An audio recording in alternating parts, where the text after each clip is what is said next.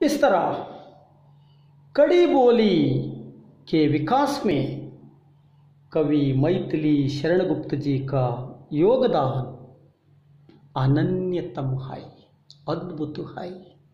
ಈ ರೀತಿ ಹಿಂದಿ ಸಾಹಿತ್ಯದಲ್ಲಿ ಕಡಿ ಬೋಲಿ ಸಾಹಿತ್ಯದ ಅಭಿವೃದ್ಧಿಯಲ್ಲಿ ವಿಕಾಸದಲ್ಲಿ ಕವಿ ಮೈಥಿಲಿ ಶರಣಗುಪ್ತರವರು ನೀಡಿರುವಂತಹ ಕೊಡುಗೆ ಅದ್ಭುತವಾದದ್ದು।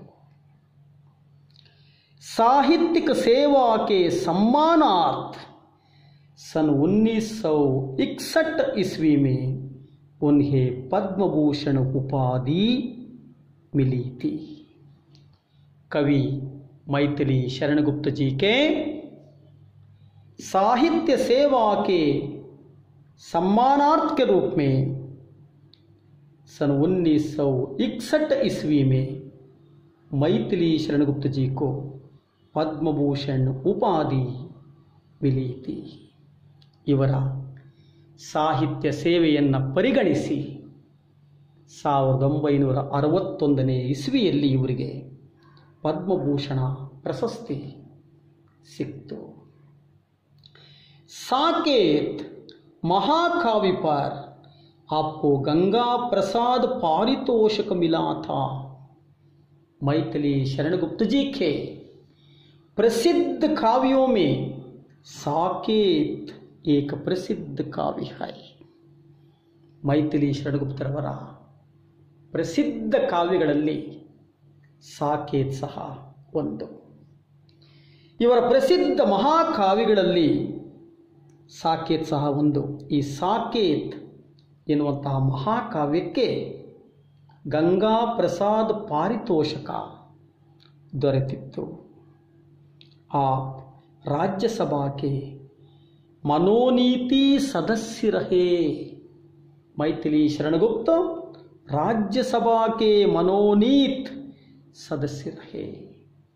इವರು ರಾಜ್ಯಸಭೆಯ ಸದಸ್ಯರೂ ಸಹ ಆಗಿದ್ದರು। ರಾಜ್ಯಸಭೆಯ ಸದಸ್ಯರು ಅಂದರೆ MLC ಸಹ ಆಗಿದ್ದರು। पंचवटी, जयद्रथवाद, रंग में बंग, भारत भारती, हनग, नहुष आदि आपकी महत्वपूर्ण कृतियाँ है। ಇವರ ಪ್ರಮುಖವಾದಂತಹ ಪ್ರಸಿದ್ಧವಾದಂತಹ ಕೃತಿಗಳು ಅಂದರೆ ಪಂಚವಟಿ, ಇದು ರಾಮಾಯಣಕ್ಕೆ ಸಂಬಂಧಪಟ್ಟಿದ್ದು।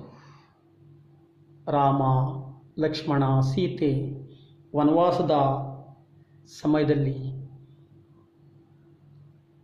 ಇದ್ದಂತಹ ಸ್ಥಳದ ಒಂದು ಮಹಿಮೆಯನ್ನು ವರ್ಣಿಸುವಂತಹ ಒಂದು ಕಾವ್ಯ ಪಂಚವಟಿ। ಜಯದ್ರಥವಾದ್ ಇದು ಮಹಾಭಾರತಕ್ಕೆ ಸಂಬಂಧಪಟ್ಟಂಥದ್ದು। ರಂಗ್ ಮೇ ಬಂಗ್, ಭಾರತ್ ಭಾರತಿ, ಹನಗ್, ನಹುಷ್ ಮುಂತಾದವು ಇವರ ಪ್ರಸಿದ್ಧವಾದ ಪ್ರಮುಖವಾದಂತಹ ಕೃತಿಗಳು। आपकी भाषा सरल सरस और शैली रोचक है। इनकी भाषा सरल सरस और ಶೈಲಿ ರೋಚಕ ಹೋತಾ ಹೈ। ಇವರ ಕಾವ್ಯಗಳ ಕೃತಿಗಳ ಭಾಷೆ ಸರಳ ಸರಸ ಮತ್ತು ಬರೆಯುವಂತಹ ಭಾಷಾ ಶೈಲಿ अद्भुतवाಗಿದೆ।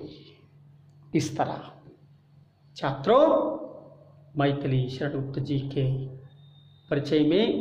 परिचय के बारे में हम जान कर लिया है। आज हम कविता के बारे में जान करेंगे। आप सभी को मालूम है कि जय जय भारत माता कविता का नाम ही कहता है कि यह एक देशभक्ति गीत है। हमारे भारत देश के बारे में, भारत माता के बारे में वर्णन करने वाले एक अद्भुत कविता है जय जय भारत माता, जय जय भारत माता। तो मैं एक बार इस कविता को गाता हूँ। छात्रों, मैं इस कविता को एक बार गाता हूँ। आप भी इस कविता को गाने के लिए कोशिश कीजिए, क्योंकि यह कंठस्थ है। कंठस्थ होने के कारण आप इस कविता को गाने के रूप में सीखे तो बहुत आसानी से सीखते हैं। इसलिए छात्रों, बाकी विचार हम नेक्स्ट क्लास में जान करेंगे।